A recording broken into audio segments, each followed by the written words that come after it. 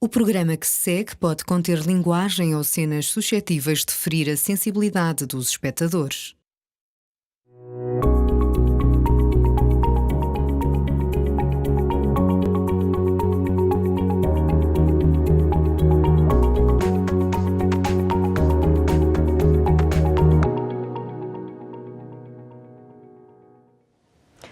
Olá, seja muito bem-vindo ao Pura Vida. Todas as semanas damos-lhe a conhecer diagnósticos raros, pessoas que conseguiram ultrapassar diversas doenças devido à capacidade interventiva de médicos de excelência, equipas clínicas extraordinárias. São os casos de sucesso na área da medicina em Portugal. Hoje vamos falar da doença de Perthes. Caracteriza-se pela perda do fluxo sanguíneo na região da anca, com a consequente morte dos tecidos da cabeça do fémur. O nosso convidado de hoje é o Dr. Nuno Craveiro Lopes, tem tido um papel preponderante no tratamento desta doença. Obrigada, doutor, por ter aceito o nosso convite. Seja bem-vindo ao Pura Vida. Na sua carreira como ortopedista, tem tratado muitos doentes, crianças, jovens, adolescentes, com esta doença em que a causa exata ainda não é conhecida, certo? É verdade, obrigado pelo vosso convite. Tenho muito prazer em estar aqui a falar de um tema que me é muito querido. Eu, durante a minha vida, durante mais de 30 anos de vida profissional, dediquei-me à investigação sobre a doença de Perthes. E hoje já se sabe um bocadinho daquilo que está por baixo do início desta doença. Mas continua envolta em mistério, em muito mistério, e a maior parte dos colegas e da população em geral nem sabe da sua existência. Portanto, eu acho que quanto mais se falar nela, melhor se vai diagnosticar e melhor vão ficar estas crianças no seu futuro. Portanto, considera-se mesmo que é uma doença rara. Doutor, como é que se manifesta esta doença de Perthes? Estes doentes têm características especiais, são crianças que são hiperativas, portanto nunca estão paradas, são muito tolerantes à dor e queixam-se muito pouco. A maior parte dos casos até nem expressam dor, têm uma claudicação, cocheiam um bocadito e a maior parte das vezes quando vão a um serviço de urgência por causa disso, não se diagnostica nada com os exames normais, com a radiografia normal.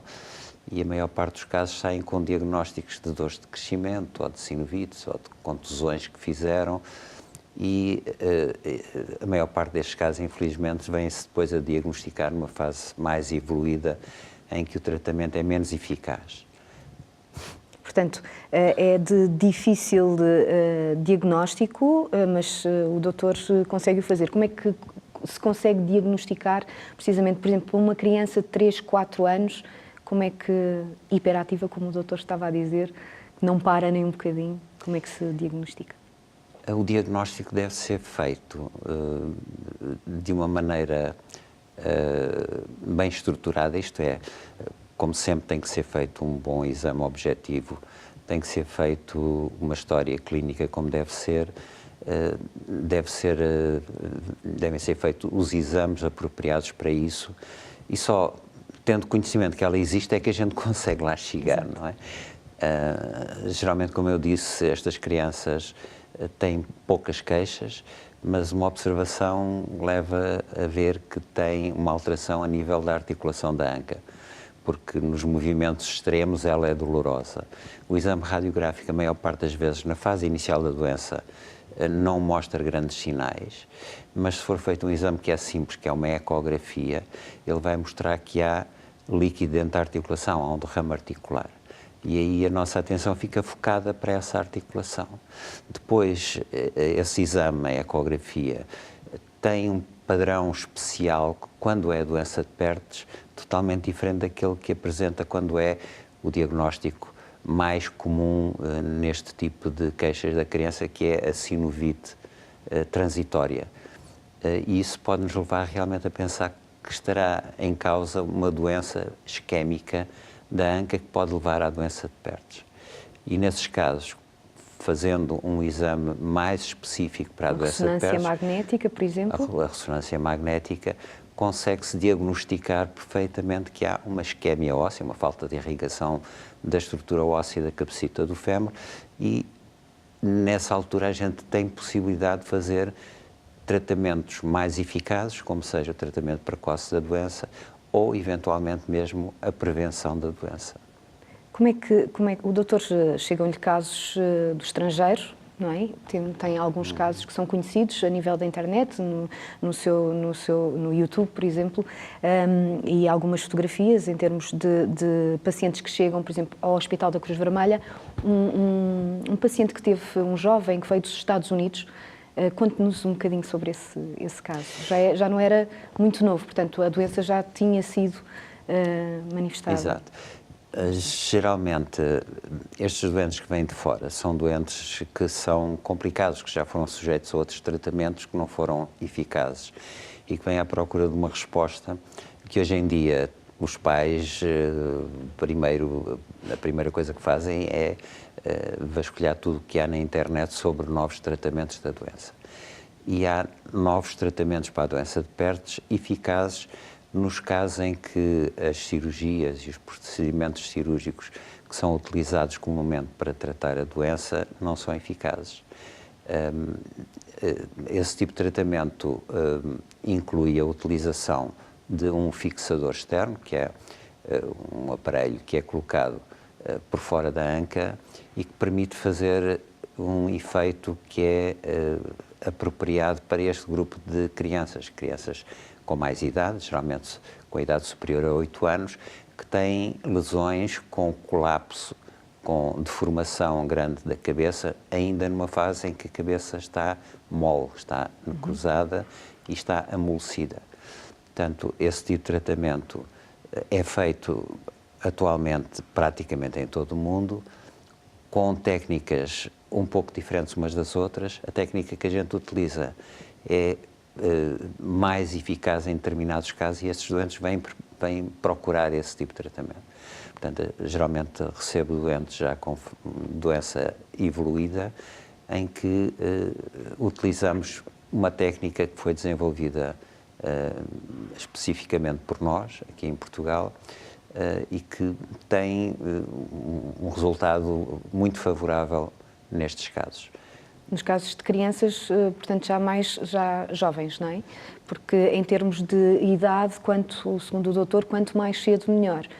Exato. Estes casos que vêm de fora, geralmente vêm ou por doença que já foi tratada e não teve bom resultado, ou então por doença que está numa fase muito inicial e que lá fora ainda não estão preparados para fazer aquilo que é a prevenção da doença.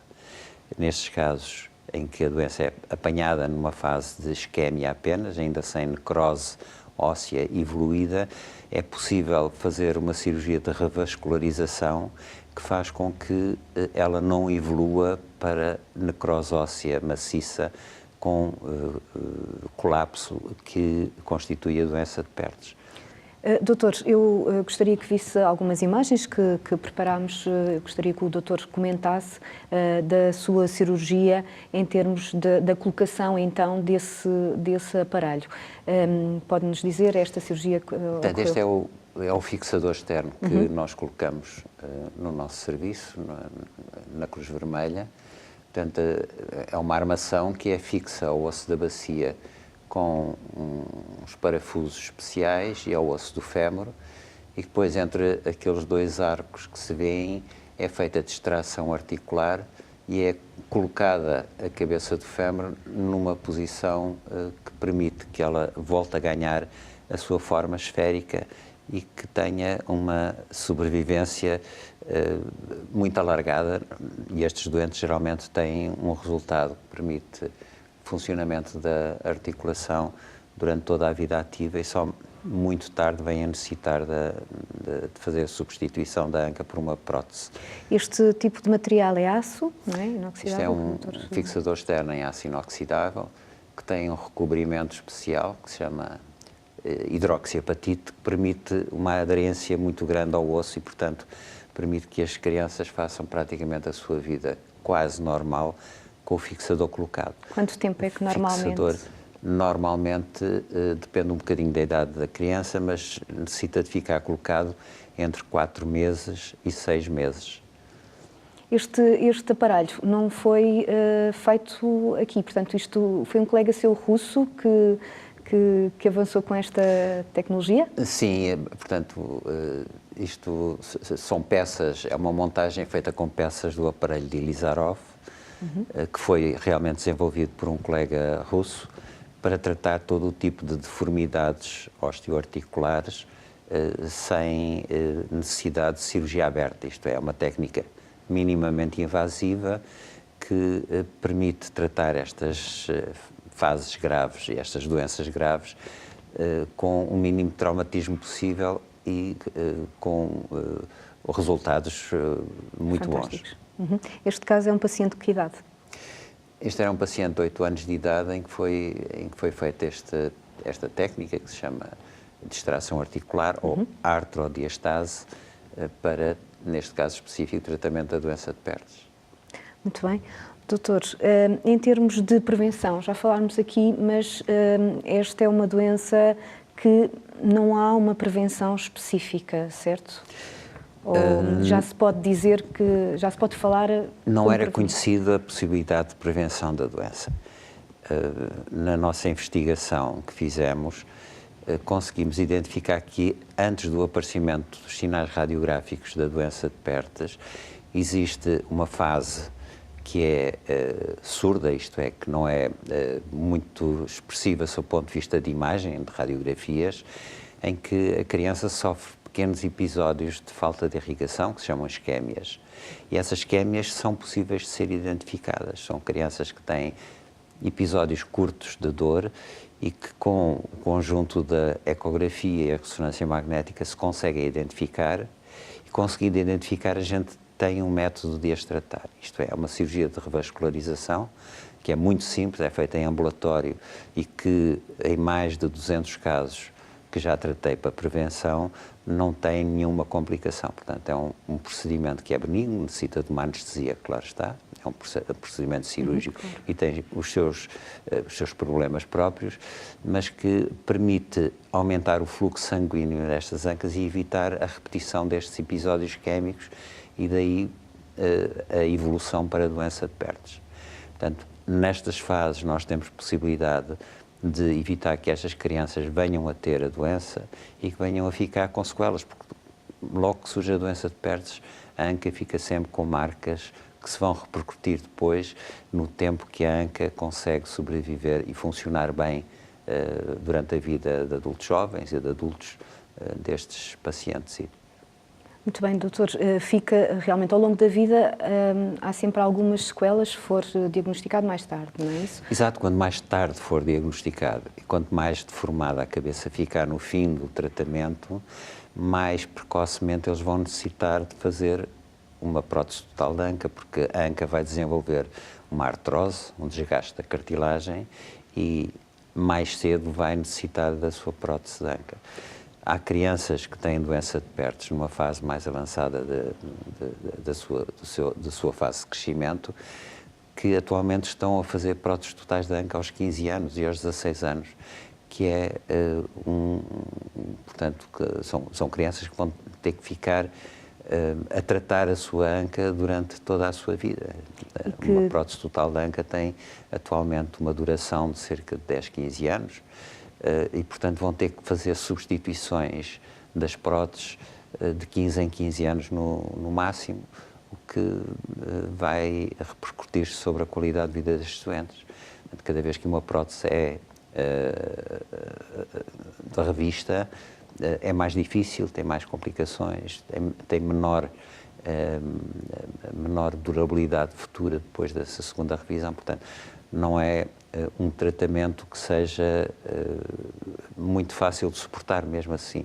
Portanto, há sempre uma limitação depois ao longo da vida da pessoa. Destes jovens. Muito bem. Doutor, neste momento podemos dizer que está no Hospital da Cruz Vermelha, já foi também diretor do Serviço de Ortopedia do Hospital Garcia da Horta. Em tempos passaram-lhe outros pacientes, falando de outras patologias, foi médico de um campeão, do Nelson Évora. Quer-nos falar um bocadinho sobre essa cirurgia, o que é que aconteceu na altura? 2012, se não tenho erro.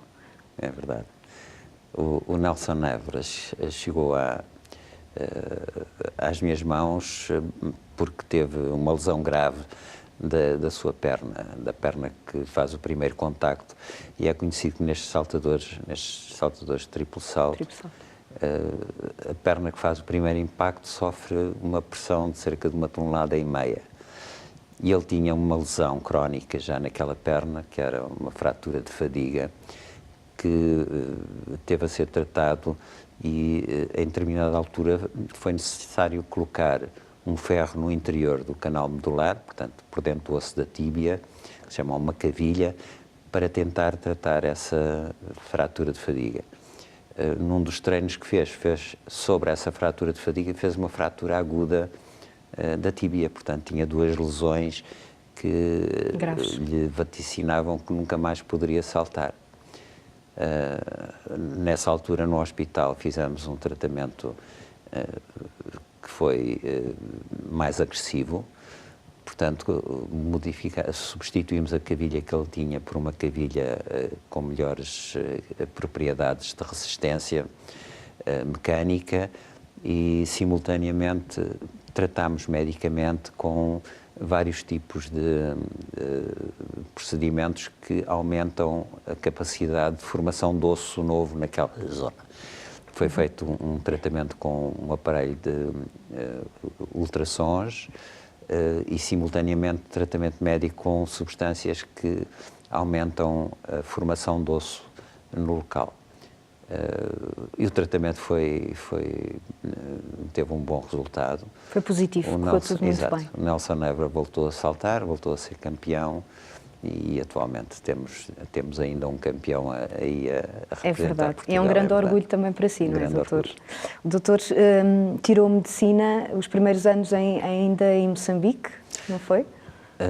Fiz o meu curso de medicina em Moçambique, vim acabar Portugal o último ano, sim senhora. Porquê é que seguiu esta área da ortopedia? Isso talvez seja por feitio. Eu desde pequeno gostei muito de coisas mecânicas e de fazer construções. Na altura havia um jogo que era um Mecano, que nos permitia fazer construções muito variadas com um kit de peças, que é praticamente aquilo que acontece com os procedimentos que eu utilizo hoje em dia, que é a base da técnica de Ilizarov. E isso levou-me realmente primeiro a ir para a área cirúrgica e depois para a ortopedia, que era aquilo que realmente eu estaria mais talhado para fazer, é verdade. E hoje em dia, o que é que lhe dá mais gozo em termos médicos, profissionais, fazer? Nós temos algumas imagens, tem pacientes muito jovens, não é, doutor? Trata-os por bebés, mesmo já sendo um bocadinho mais crescidos. O doutor, para si, são sempre os bebés. O que é que lhe dá mais prazer? O que dá mais prazer é isso mesmo, é tratar crianças com lesões que são graves e que vêm procurar uma resolução da sua situação que foi difícil durante toda o seu crescimento. E temos a ver algumas imagens de jovens. O que me agrada é ver um sorriso na cara deles no fim disto tudo. Estas imagens são jovens que vêm de vários sítios do mundo, sim, dos 4 cantos do mundo, não é? O doutor trabalha muito com os Estados Unidos e também com os países nórdicos. Exato.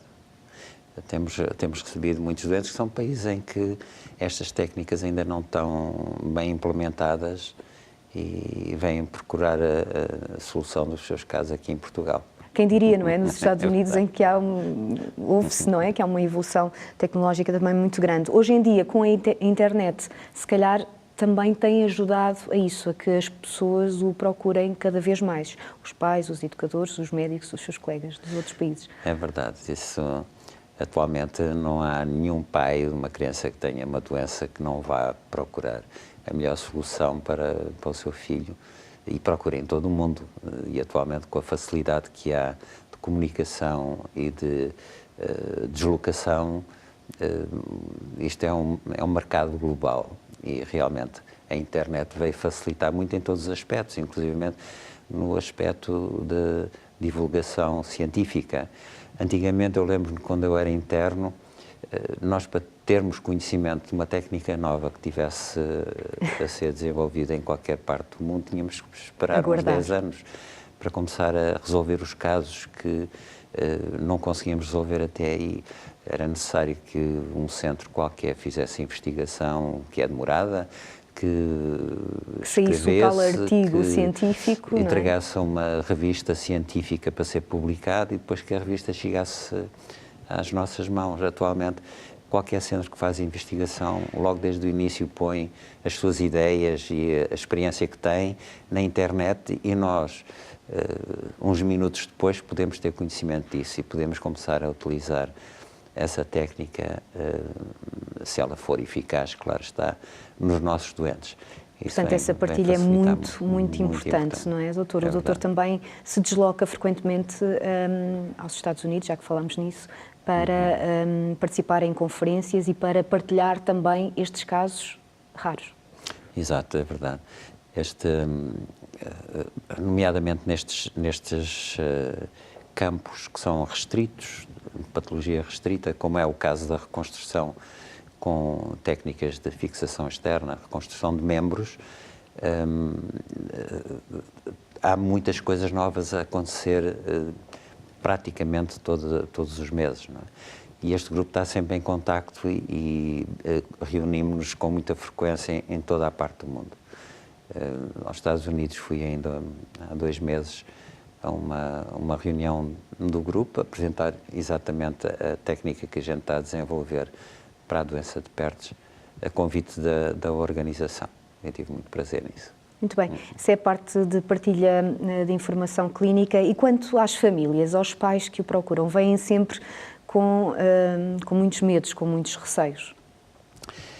Vem, mas aí está, mais uma vez, a internet é muito importante, porque inicialmente vieram com algum receio, porque é um país com um nome que muitos deles até nem conhecem, não é? Exato. Mas depois eles entram em contato com os outros e conseguem saber pela experiência que os outros tiveram que as coisas correram bem e que foram bem tratados e que os resultados foram bons e têm vindo cada vez mais. Portanto, vêm sempre com aquela pontinha de esperança que vai tudo correr bem, vai não é? tudo correr bem. Com os filhos é sempre... ou seja, o ficar a coxear, as dores, isso, quais são as principais, os problemas que lhe colocam logo de imediato? Aqui o grande problema na doença de Perthes especificamente é conseguir-se que a anca fique o mais esférica possível, mais congruente dentro da articulação, de modo a que eles não tenham necessidade de fazer tratamentos mais agressivos, como as próteses totais das ancas, numa idade precoce. E aquilo que eles procuram é os centros que terão mais experiência nesse tipo de técnicas. Com este tipo de aparelho, aqui em Portugal, talvez seja o meu centro que tem mais experiência nesta técnica. E a nível mundial, com este aparelho específico, talvez seja o que tem mais experiência. Há muitos outros centros que fazem a mesma técnica de extração articular com outros tipos de fixadores, outros tipos de aparelhos que são menos estáveis e que, portanto, não terão tão bom resultado como aquele que a gente tem obtido aqui. E daí eles vêm cá ter connosco e têm-se dado bem. Gostam muito do país, tem boas razões para isso, alguns, não é, doutor? O doutor realmente é o único a fazer isso aqui em Portugal. Portanto, doutor, muito obrigada por ter partilhado. Acho que é fundamental passarmos esta imagem lá para casa de que há sempre uma esperança, não é? Mesmo em diagnósticos raros. E o doutor está disponível sempre também em termos de internet. Obrigada por esta partilha. Obrigado. O Pura Vida então fica por aqui. Obrigada por ter estado aí desse lado. Voltaremos para a semana com mais casos de sucesso na medicina. Histórias positivas aqui no S+.